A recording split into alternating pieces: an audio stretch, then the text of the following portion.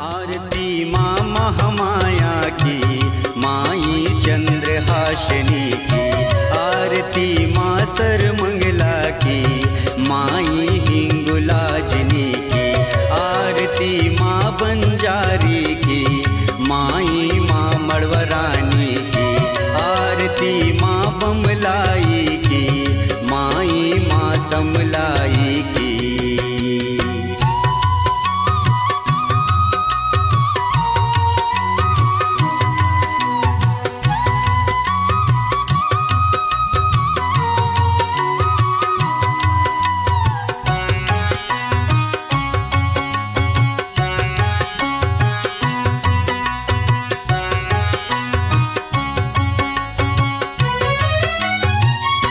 गले में अक्षन की माला, बाहुबल में भुजंग काला।